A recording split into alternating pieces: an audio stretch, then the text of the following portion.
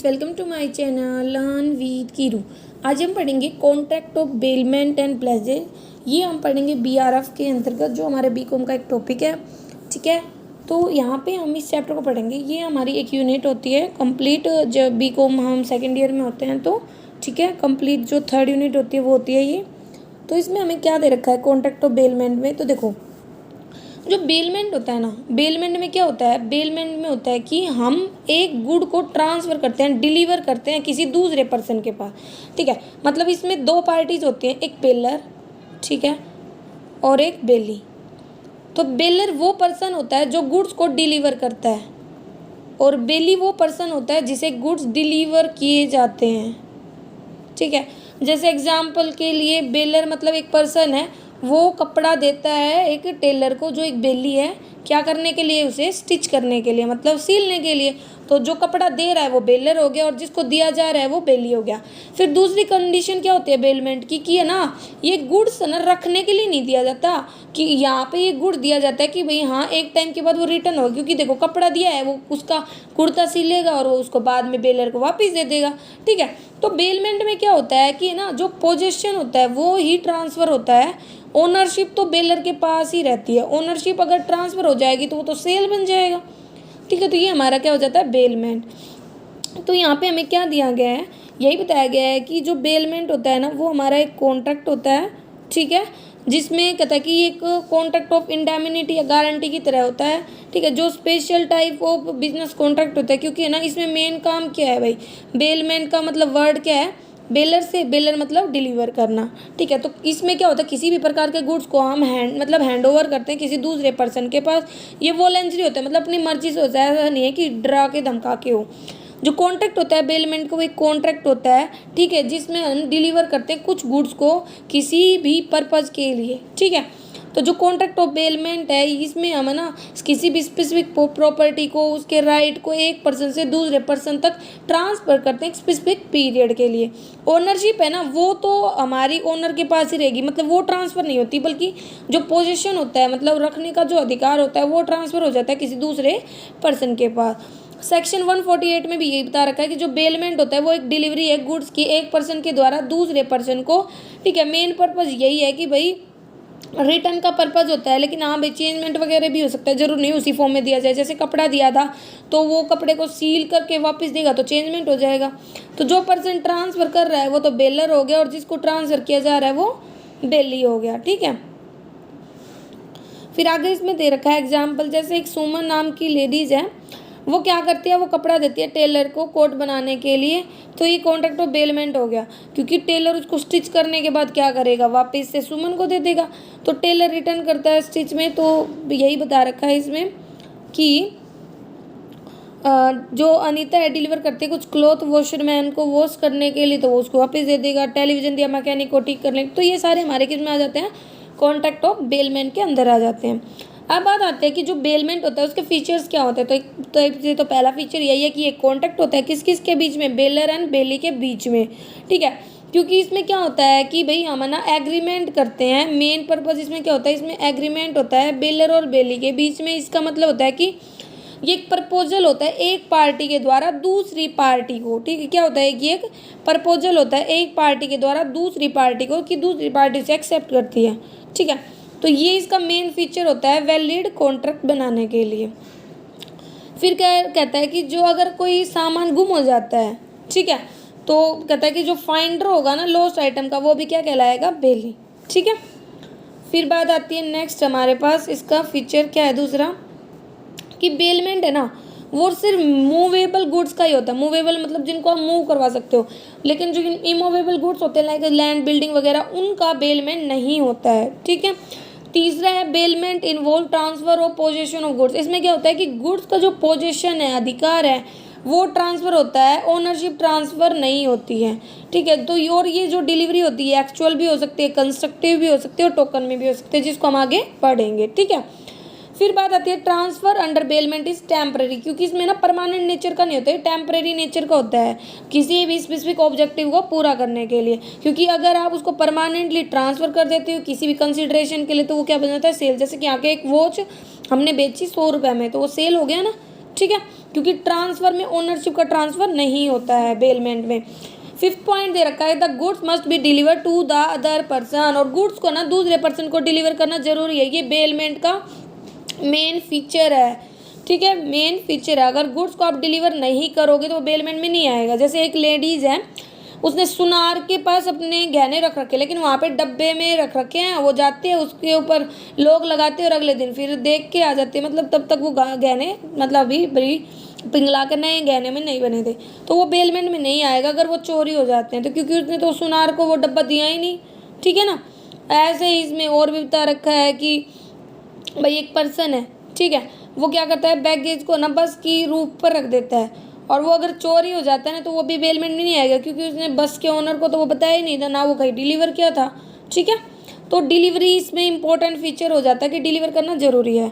फिर 6 है the bailor है the right to return of the, और बेलर के पास ये अधिकार है कि मतलब कि उसे रिटर्न करना होगा, ऐसा नहीं है परमानेंटली वो रख लेगा भाई। एक टाइम पीरियड या जो स्पेसिफिक ऑब्जेक्टिव है वो पूरा होने के बाद, जो भी डायरेक्शंस वगैरह है वो पूरी होने के बाद गुड्स को वापस किसको भेज दिया जाता है, बेलर को। ये जरूरी नहीं है कि जो गुड्स है उसी कंडीशन में वापस किया जाए जिसमें बेलर ने दिया था बेली को, चेंजमेंट भी हो सकता है, मॉडिफिकेशन भी हो सकता है, ठीक है। तो जैसे स्टिचिंग करने के बाद एक कपड़े को वैसे।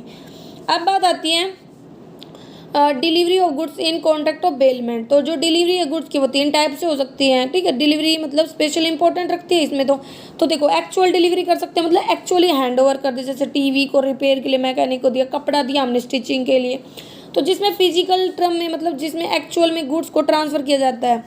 दूसरा कंस्ट्रक्टिव डिलीवरी, मतलब जो फिजिकल ट्रांसफ़र ऑफ गुड्स है ना वो ज़रूरी नहीं होता किसमें, कंस्ट्रक्टिव डिलीवरी में, नॉट एन एक्चुअल डिलीवरी, ठीक है। ऐसी जो डिलीवरी होती है वो की जाती है जिसका मतलब भाई गुड्स को पोजीशन में डालने के लिए, ठीक है। तो इसमें यही था, जैसे एग्जांपल के लिए विपिन है, उसके पास एक रेडियो है, ठीक है, और वो सेलर के पास छोड़ के चला जाता है, ठीक है। और कहता है कि जो कैबिनेट मोड में, तो ये कंस्ट्रक्टिव डिलीवरी होगी क्योंकि फिजिकली उसने उसे डिलीवर नहीं किया, ठीक है, मतलब ऐसे ही वो छोड़ के चला गया, मतलब उसको दे के नहीं गया। देन इसमें हमारा नेक्स्ट पॉइंट है टोकन डिलीवरी। टोकन डिलीवरी में ना ये होता है कि गुड्स को डिलीवर नहीं किया जाता बेली को, सिर्फ ना एक ऐसा मतलब एक्ट परफॉर्म किया जाता है जिससे ना पोजीशन चली जाती है, लाइक गो डाउन है, उसकी जो की है ना वो दे दी, सामान थोड़ी ना हैंड ओवर किया था, वो तो गो डाउन के अंदर है, बस उसकी जो चाबी है वो हमने हैंड ओवर की है, ओके। नेक्स्ट है बैंक में जो डिपॉजिट्स होती हैं क्या वो बेलमेंट में आती है, नो। क्यों, क्योंकि ना बैंक के बीच में और जो डिपॉजिट करने वाला पर्सन होता है उसके बीच में किसका रिलेशन होता है, क्रेडिटर और डेटर का, इसीलिए उसमें जो भी और जो करेंसी नोट्स एंड कॉइन्स होते हैं उनको उसी सेम फॉर्म में रिटर्न तो नहीं किया जाता। भाई आप अगर 5,000 रुपये जमा करवा रहे हो तो उसमें आपको 100 के नोट, कुछ 50 के ऐसे करोगे तो क्या उतने में थोड़ी ना मिलेगा, हाँ आपको वैल्यू 5,000 की रिटर्न में मिलेगी, लेकिन ज़रूरी नहीं है उसी फॉर्म में मिले, ठीक है। तो ये वाला इसका डिफरेंस आ जाता है। जैसे इसमें एग्जाम्पल भी दे रखा है कि भाई लेंडर वगैरह है, मतलब जो मनी वगैरह ट्रांसफ़र करते हैं तो उसको सेम फॉर्म में वो नहीं मिलती।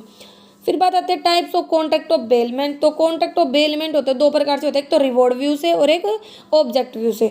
तो रिवॉर्ड व्यू से क्या क्या है, पहला तो है बेलमेंट फॉर रिवॉर्ड और नॉन ग्रेट्यूटियस बेलमेंट, ठीक है, प्रोनाउंसिएशन थोड़ा अलग हो सकता है। तो कहता है कि जब some charges is specified to bailment और कंसिडरेशन पासिस बिटवीन, मतलब जब है ना पहले से ही थोड़े बहुत चार्जेस स्पेसिफाई हो जाते हैं बेलमेंट के लिए, ठीक है, जब बेलर से बेली के पास जब सामान जाता है तो उसे रिवॉर्ड बोलते हैं, ठीक है। जैसे भाई बैंक में आप पैसे जमा करवा के लॉकर में, ठीक है, तो लॉकर के बैंक क्या लेता है, कुछ चार्जेस लेते हैं, तो वो क्या आ गया, बेलमेंट फॉर रिवॉर्ड के अंदर आ गया, ठीक है।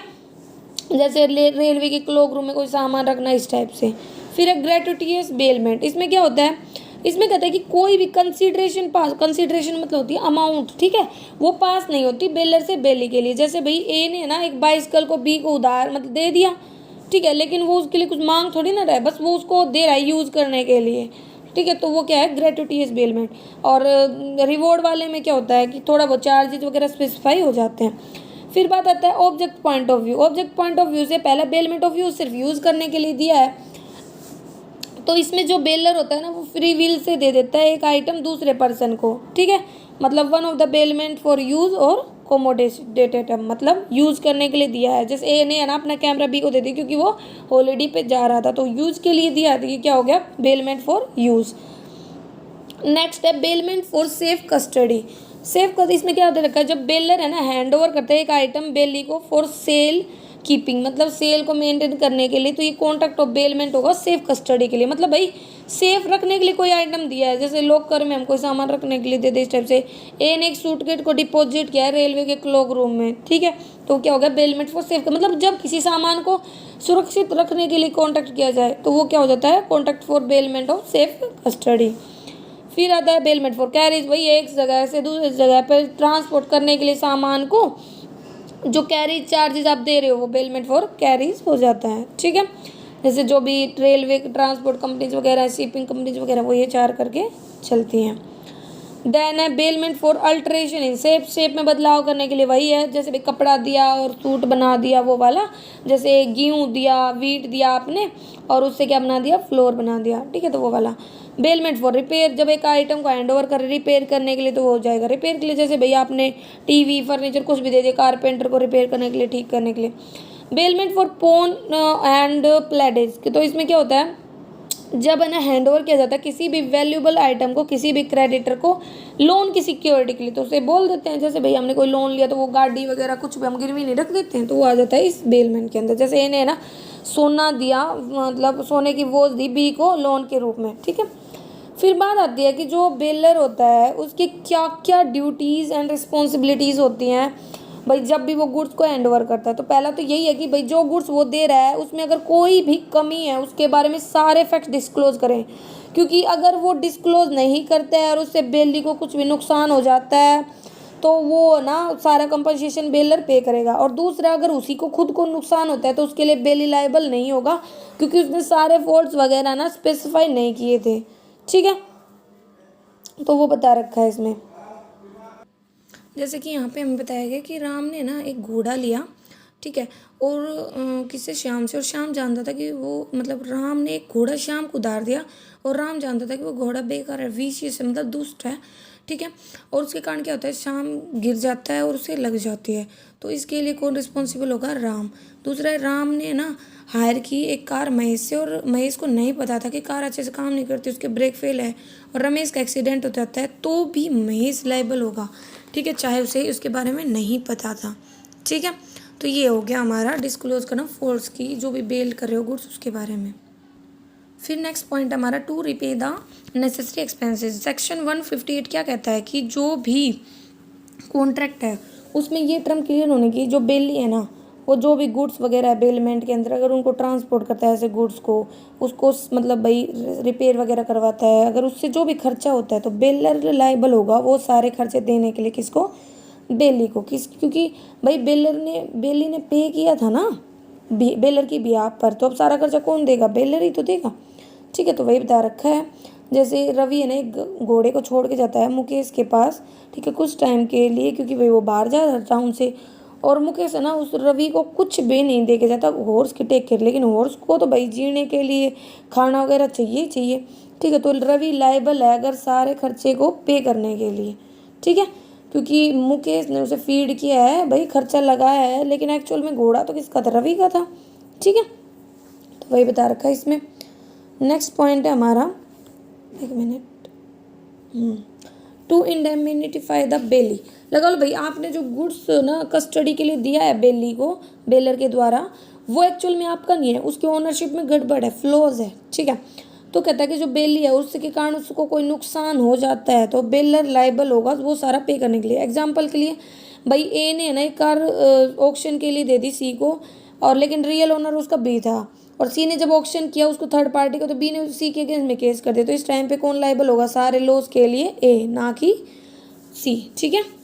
फिर चौथा है liability on premature breach of bailment. अगर टाइम से पहले आप बेलमेंट को तोड़ देते हो, गुड्स वापस ले लेते हो और उसके कारण नुकसान होता है बेली को, और वो ना नुकसान प्रॉफिट से ज़्यादा होता है, तो सारा कंपनसेशन सब कुछ लॉस कौन पे करेगा, बेलर करेगा, ठीक है। अब बात आते हैं राइट्स ऑफ द बेलर की, बेलर के क्या राइट्स है। तो पहला है right of indemnify for losses due to bailee की नेग्लिजेंस के कारण अगर बेलर को कोई भी नुकसान होता है तो वही बात है उसके लिए कौन पे करेगा, बेली पे करेगा, क्योंकि बेली की ये दायित्व बनता है कि वो ना जो गुड्स उसे दिए गए हैं ट्रांसफर किए गए हैं उनकी प्रॉपर केयर करे, ठीक है। दूसरा है टर्मिनेशन ऑफ बेलमेंट और इनकंसिस्टेंट यूज बाय द, अगर बेली है वो ना गुड्स का अच्छे से यूज़ नहीं कर रहा तो बेलर है ना उसको ना टर्मिनेट कर सकता है कभी भी, ठीक है। इनकंसिस्टेंट लाइक जैसे कि भाई जो सतीश था उसने एक हॉर्स दिया सुरेश को, ठीक है, उसकी पर्सनल राइडिंग के लिए, लेकिन वो उसको यूज़ कर रहा है घोड़े को, मतलब जो गाड़ी वगैरह उसको खिंचवाने के लिए, कैरेज वगैरह खिंचवाने के लिए।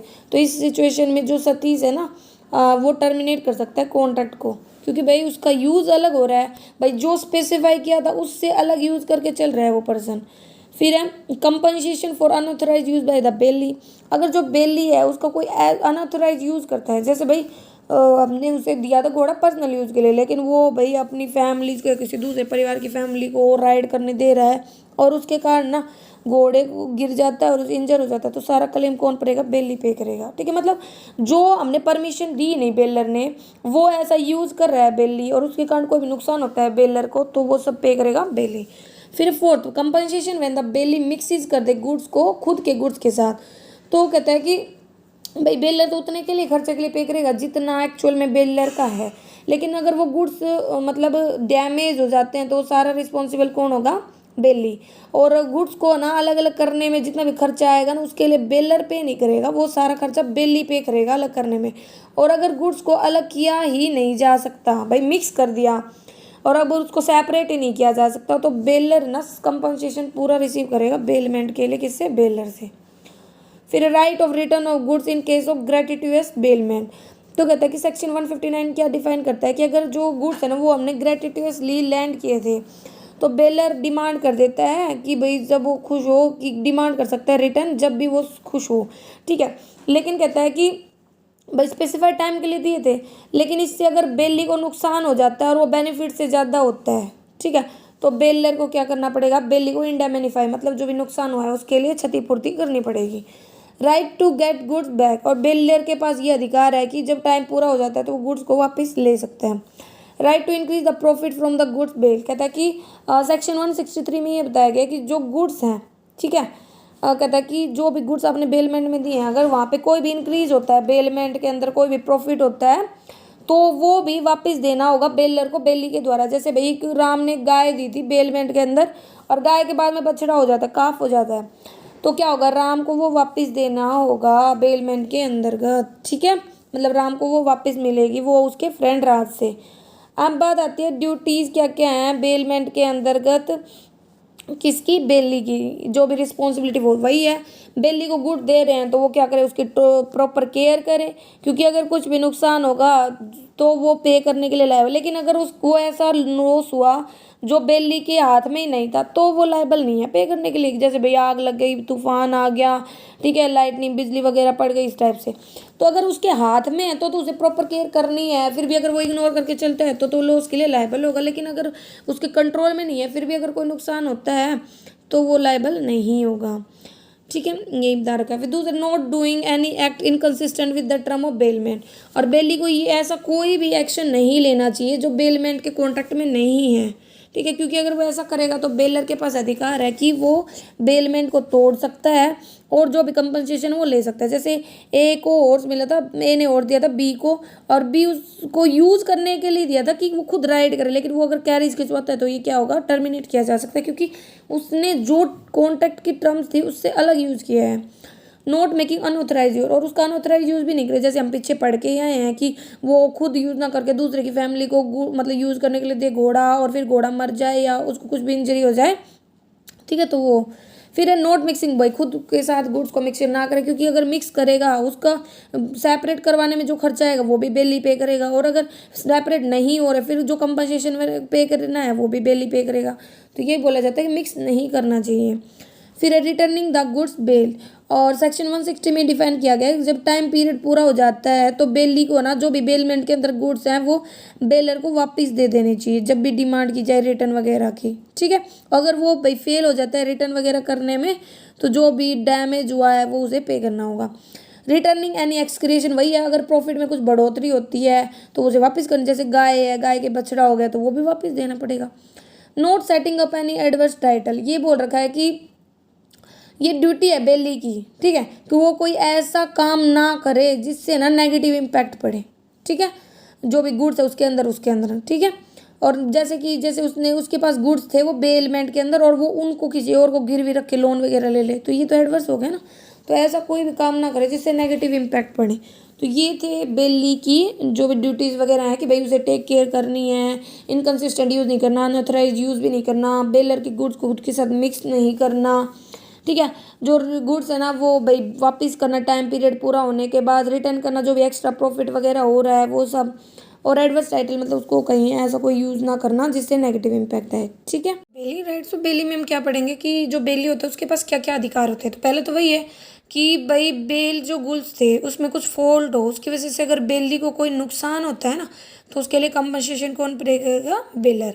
Right to receive necessary expenses, यही कि बेली ने उस सामान को सेफ रखने के, उसकी कस्टडी के लिए, ट्रांसपोर्ट के लिए, रिपेयर के लिए अगर कोई भी खर्चा किया है तो वो कंपनसेशन वो किससे ले सकते हैं? बेलर से। तीसरा है right against pre mature termination of bailment, मतलब बेलर है ना जितने टाइम पीरियड का बेलमेंट है उससे पहले अगर उसको तोड़ देता है और उसके कारण बेली को ना प्रॉफिट से ज़्यादा लॉस होता है तो भी वो कंपनसेशन ले सकता है, ठीक है। डिफेक्टिव टाइटल मतलब झूठ बोल के कोई सामान दिया गया हो, उसके कारण अगर बेली को कोई नुकसान होता है तो भी कंपनसेशन मिलेगा। मतलब एक टाइप से कहे तो जो बेलर के ड्यूटीज़ होती हैं वो बेली के राइट्स होते हैं, ठीक है।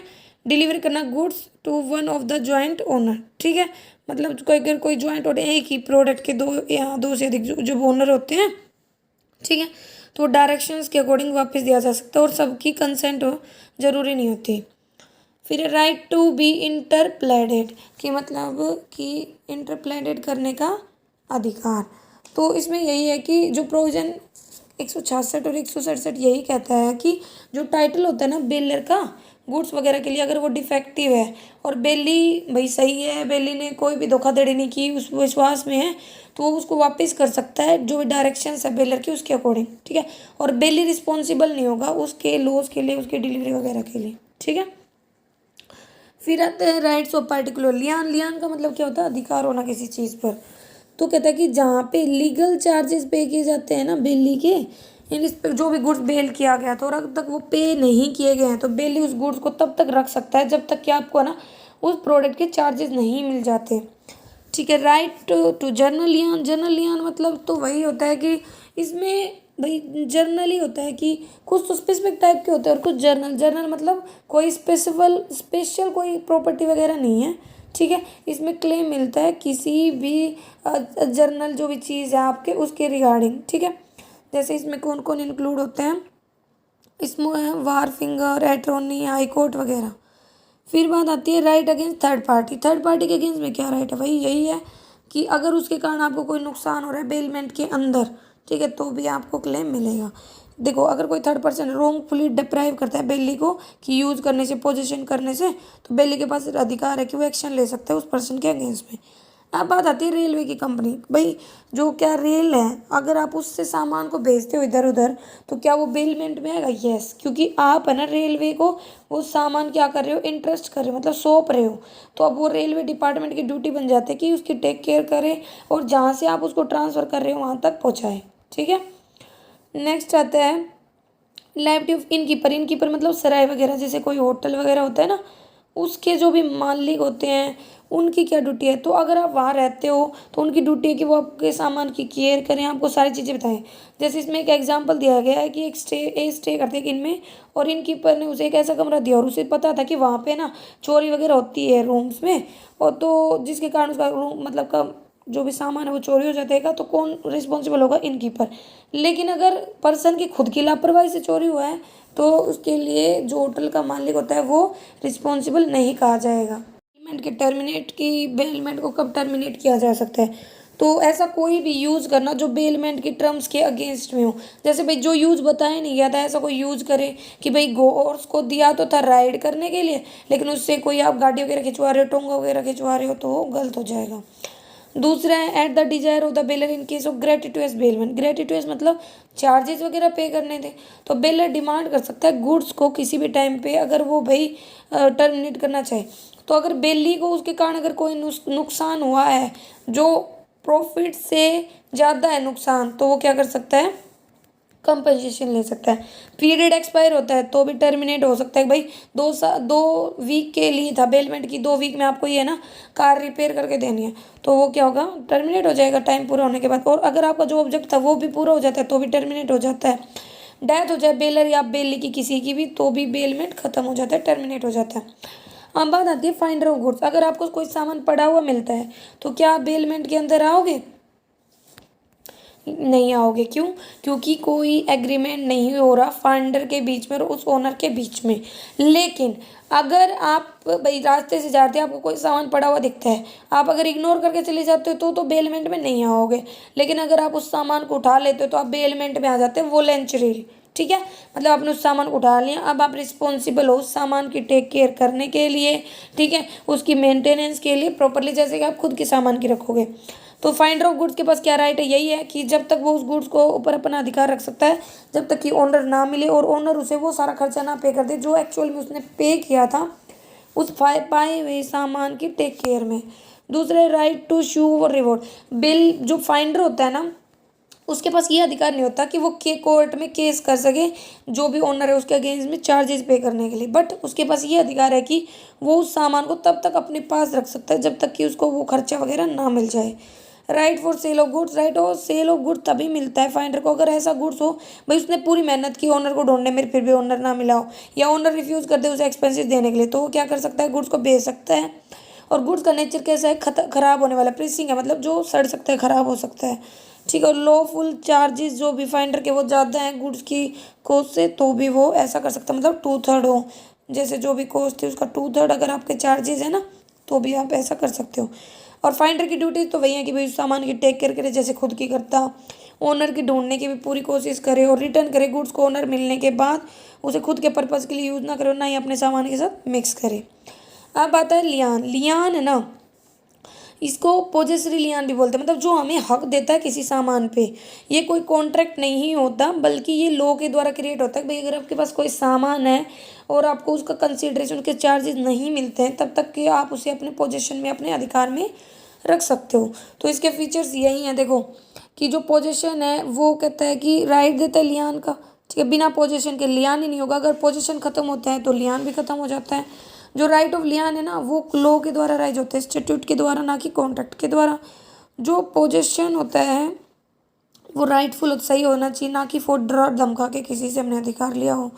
जो राइट ऑफ लियान है वो राइट देते हैं हमें किसी चीज़ पर अधिकार करने का, ना कि बेचने का। ठीक है, अगर आपके पास राइट होल्ड करने का, जरूरी नहीं आप एक्चुअल ओनर हो। ठीक है, जो राइट ऑफ लियान होते हैं वो ट्रांसफरेबल नहीं होते किसी तीसरे पर्सन को। लियान को टर्मिनेट कर सकते हैं जब भी बिल डिमांड पूरी हो जाएगी, और जो पोजीशन है वो टर्मिनेट होता है तो लियान भी टर्मिनेट हो जाता है। जो लियान होता है वो 2 काइंड्स का होता है, पर्टिकुलर और जनरल। पर्टिकुलर तो होता है जो अवेलेबल है बेली को अगेंस्ट किसी भी गुड्स या सर्विसेज के जिसके रिस्पेक्ट में हमने सर्विसेज दिया, मतलब जो स्पेशल का हो गया। पर्टिकुलर किसी गुड्स एंड रिलेटेड हो गया। ठीक है, इसमें किन किन को इंक्लूड करते हैं? Finder of goods, pawnees, unpaid seller, bailees, agents. और जनरल लियान है ना, भाई राइट देता है रिटेन करने का किसी भी आइटम को, कोई पर्टिकुलर नहीं होता, क्योंकि इसमें जर्नल बैलेंस ऑफ अकाउंट को सेटल करना होता है। ये जरूरी नहीं है कि आप डिमांड जो रिलेटेड है वो किसी ऐसे सामान से रिलेटेड जो होल्डर के अधिकार में है, बल्कि ये किसी भी पास्ट या प्रेजेंट लायबिलिटी से रिलेटेड हो सकता है। जो जर्नल लियान होता है वो कुछ कैटेगरी ऑफ लोगों को मिलता है, जैसे बैंकर, वारफिंगर, इंश्योरेंस फैक्टर्स, एट्रॉनी, हाईकोर्ट, इन सबको। ठीक है, फिर डिफरेंस दे रखा है पार्टिकुलर और जनरल लियान में। तो पार्टिकुलर लियान जो भाई स्पेशल जो भी गुड्स है उनके रिगार्डिंग स्किल्स लेबर से है, और ये किसी भी प्रॉपर्टी को रखने का अधिकार देता है जो भाई जिसकी पेमेंट लॉ के द्वारा हो। जो राइट टू लियान होता है वो गुड्स को सिर्फ, मतलब जब तक कि हमें पेमेंट नहीं मिल रही, चार्जेस नहीं मिल रही, लेबर नहीं मिल तब तक है। और right to retain any property for a general balance जब तक सेटल नहीं हो जाता, और इन पर्सनस को पार्टिकुलर लियान मिलता है, इनको जर्नल। अब बात आता है बेली का पर्टिकुलर लियान। तो वही है कि भाई बेली का जो लियान होता है वो पर्टिकुलर होता है, ना कि जर्नल। जो लियान होता है गुड्स का वो पेमेंट में यही है कि आप सामान को अपने पास रख सकते हो जब तक कि आपका एडिक्वेट कंपनसेशन ना मिले। ठीक है, तो बेली भाई कौन कौन सी सिचुएशन में पर्टिकुलर लियान मिलेगा? जो बेली है उसने परफॉर्म की सर्विस जिसके लिए स्किल चाहिए, लेबर चाहिए। ठीक है, जिससे यूजेज ऑफ गुड्स बढ़ा हो, वैल्यू बढ़ी हो। ठीक है, तो बेली ना रिटेन नहीं कर सकता गुड्स को बिना मतलब ऐसा एक्ट किए हुए। अगर उसने ये सारे काम किए तो वो रिटेन कर पाएगा। जो सर्विस एक्ट है वो बेलर की डायरेक्शंस में की गई हो, जो सर्विस और एक्ट है वो गुड्स के लिए की गई हो, जो बेलमेंट में और कोई एग्रीमेंट भी नहीं हुआ, मतलब इसके विपरीत। ठीक है, जैसे ए को बी ने मतलब ए को बी ने कपड़ा दिया, ए को बी ने मतलब बी को ए ने, ठीक है, कोट वगैरह बनाने के लिए, और बी ने प्रॉमिस कर दिया 15 दिन में दे दूंगा और उसने बना भी दिया, तो तब तक वो अपने पास रखने के लिए अधिकार रखता है जब तक कि उसको उसके पैसे नहीं मिल जाते। तो ये था हमारा बेली पर्टिकुलर लियान के लिए। लेडीज में क्या होता है कि इसमें भी हम जब कोई लोन वगैरह लेते हैं, डेप्ट वगैरह लेते हैं, तो उसकी सिक्योरिटी के रूप में जब हम किसी असेट्स को रखते हैं तो उसे प्लेडेज बोलते हैं। ठीक है, तो इसमें क्या होता है कि जो पर्सन रख रहा है, बेलर है, वो तो वो हो जाएगा पाउनर या प्लेडेजर, और जो बेली है वो हो जाएगा पावनी और प्लेडेजी। ठीक है, तो ये लोन के बदले में होता है। दूसरा जो ये प्लेडेज होता है ये सिर्फ मूवेबल गुड्स के लिए होता है। अगर आप किसी इमूवेबल प्रॉपर्टी को प्लेडेज करते हो, मतलब गिरवी रखते हो डेप्ट के रूप में, तो वो मॉर्गेज हो जाता है। और जो प्लेडेज होता है वो ना किस दोनों फॉर्म में हो सकता है, एक्चुअल भी हो सकता है, कंस्ट्रक्टिव भी हो सकता है। ठीक है, ये एक टाइप से मैं तो इसका मेन पर्पस सिक्योरिटी होता है, जो भी लोन है उसकी रीपेमेंट के लिए, मतलब प्रॉमिस होता है कि भाई हाँ हम पेमेंट कर देंगे आपको आपके पैसे की। ठीक है, ये ना जो प्लेडेज होता है ये सिर्फ फिजिकल पोजीशन ही है, मतलब भाई सिर्फ गुड्स को ट्रांसफ़र करना नहीं होता, बल्कि इसमें लॉफुल और फिजिकल पोजीशन दोनों होता है। अगर कोई नहीं पे करता टाइम पे तो उसके अगेंस्ट में केस वगैरह किया जा सकता है इसके अंदर। ठीक है, तो वैलिड प्लेडेज कौन होगा? एक तो सिर्फ मूवेबल गुड्स हो जिनको एक जगह से दूसरी जगह ट्रांसफ़र कर सकते हैं, like as jewellery, shares, company, document वगैरह। दूसरा जो प्लेडेज होता है इन्वॉल्व करता है जुडिशियल पोजीशन ऑफ गुड्स, मतलब लॉफुल ओनर होना चाहिए, वही पर्सन मतलब मूवेबल प्रॉपर्टी को प्लेडेज कर सकता है जो उसका एक्चुअल ओनर है। ठीक है, सिर्फ आपके पास उसको रखने का अधिकार है और आप उसके ओनर नहीं हो, और फिर अगर आप उसका प्लेडेज करते हो तो वो वैलिड नहीं होगा। ठीक है, अगर आपकी लिमिटेड ओनरशिप है तो आप उस ओनरशिप की लिमिट तक ही आप प्लेडेज कर सकते हो। ठीक है, जैसे यहाँ पे इसने एग्जांपल भी दे रखा है कि कोई एम्प्लॉयर है वो अपने मालिक के गुड्स वगैरह को नहीं रख सकता, ये सब। फिर बात आती है परफॉर्म प्लेडेज होता है ना, उसमें ट्रांसफर ऑफ पोजीशन होता है, मतलब आपके गुड्स आपसे पाउनी के पास चले जाते हैं। ठीक है, ये एक्चुअल और कंस्ट्रक्टिव दोनों तरह का हो सकता है, और प्लेडेज है ना बिना ट्रांसफ़र के तो हो नहीं सकता। ठीक है, फिर रहते हैं pledge can only be of saleable commodity. जो प्लेडेज होता है वो ना सिर्फ सेलेबल कमोडिटी का होता है। ठीक है, सेलेबल मतलब जिसको आप बेच सकते हो। Okay,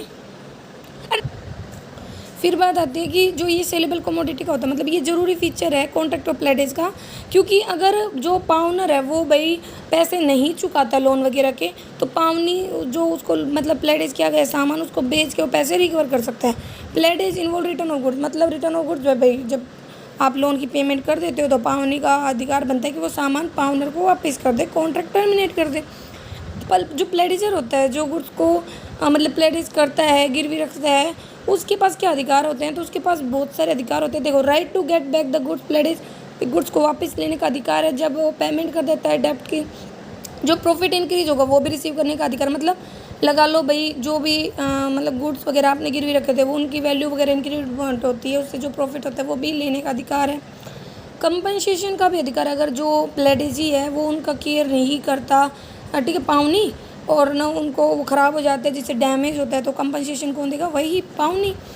right to get back profit in case of sale, और सेल के केस में अगर लगा लो जो प्लेडेजर है मतलब पाउनर वो सामान के मतलब पैसे डेप्ट को नहीं देता और प्लेडेजी उस सामान को बेच देता है, पाउनी उस सामान को बेच देता है, और वो जितने अमाउंट का लोन था उससे ज़्यादा में बिकता है, उस केस में जो जितना एक्स्ट्रा प्रॉफिट हुआ है वो सारा हमारा प्लेडेजर को मिलेगा। डिफ़ॉल्टिंग पाउनर राइट्स, और अगर कहता है कि जो टाइम फिक्स था रीपेमेंट के लिए लोन परफॉर्मेंस को पूरा करने, पाउनर कह देता है कि भाई मतलब पेमेंट करने में या बाद के लिए उसको बढ़ा देता है, तो उसके अकॉर्डिंग ही जो पेमेंट है, जो सामान का पोजीशन है वो भी बढ़ जाता है। ठीक है, ड्यूटी क्या है पाउनर की? यही कि डेप्ट को टाइम पर पे करे, जो इंटरेस्ट है वो भी पे करे, अगर सामान में कुछ गड़बड़ थी उसको बताए, जो भी एक्स्ट्रा एक्सपेंसेस जो हैं उस सामान की केयर वगैरह करने में वो पावनी को पे करे। और ड्यूटी आफ्टर सेल यही बनती है कि अगर जैसे आपने लोन लिया 5 लाख का और आपका सामान बिका 4 लाख का, तो 1 लाख रुपये आप पावनी को दो। प्लेडेजी के क्या है? प्लेडेजी के भी यही हैं कि गुड्स को तब तक रखने का अधिकार है जब तक कि उसको सामान नहीं मिल जाता, लोन की रीपेमेंट नहीं हो जाती। ठीक है, right of retainer for subsequent है, मतलब अगर जितने लंबे समय तक आपको सामान के पैसे नहीं मिलेंगे, मतलब आपके लोन के पैसे नहीं, तब तक वो सामान रख सकता है। अगर एक्स्ट्रा खर्चे करेगा तो भी प्लेडेजर को वो पेमेंट करना पड़ेगा, पाउंडर को पेमेंट करना पड़ेगा। और अगर पाउंडर को डिफ़ॉल्ट करेगा तो उसके अगेंस्ट में केस वगैरह किया जा सकता है। और राइट मतलब ट्रू ओनर का ही होना ज़रूरी होता है प्लेडेज में। तो अगर डिफ़ॉल्ट ओनर होगा तो उसके अगेंस्ट में भी एक्शन लिए जा सकते हैं, वो कॉन्ट्रैक्ट वॉइड हो जाएगा, फ्रॉड माना जाएगा। ड्यूटी यही है कि टेक केयर करे, सामान की इम्प्रॉपर यूज़ ना करे, जो बताया गया सिर्फ वही यूज़ हो, अपने सामान के साथ भी मिक्स ना करें और गुड्स को रिटर्न कर दे जब परफॉर्मेंस हो जाए कॉन्ट्रैक्ट की पूरी। अब बात आती है प्लेडेजी हो कौन सकता है।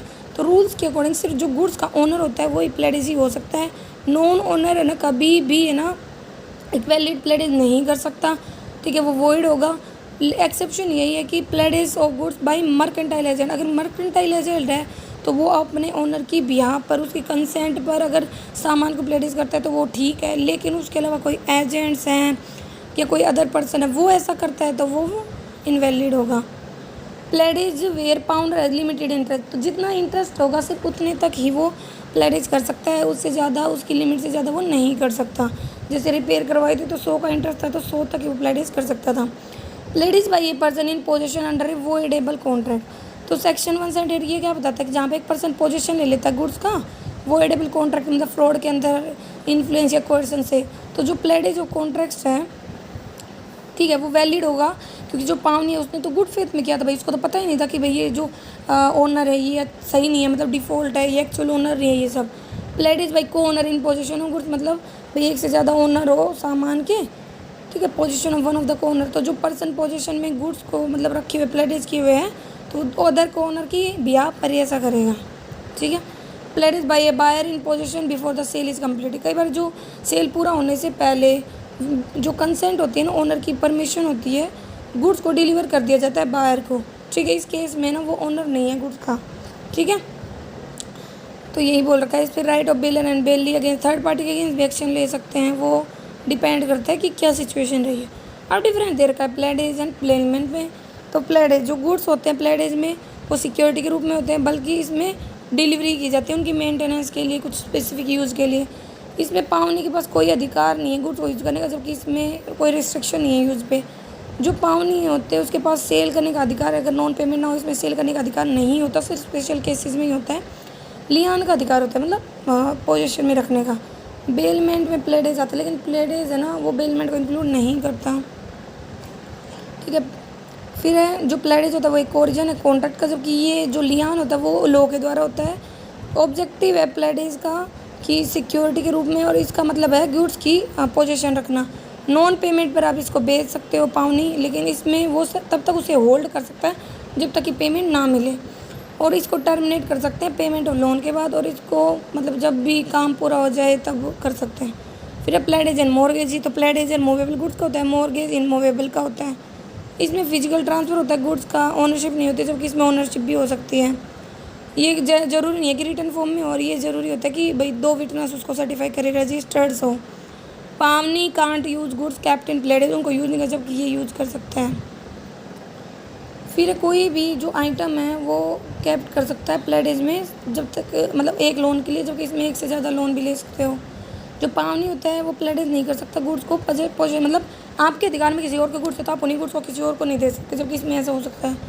पावनी के पास अधिकार है कि डिफ़ॉल्ट के केस में वो सेल कर सकता है, जो कि मॉर्गेजर के पास क्या है कि जिसने लोन दिया ना पहले उसके पास अधिकार है कि अमाउंट ऑफ लोन को पहले क्लेम करे, ठीक है।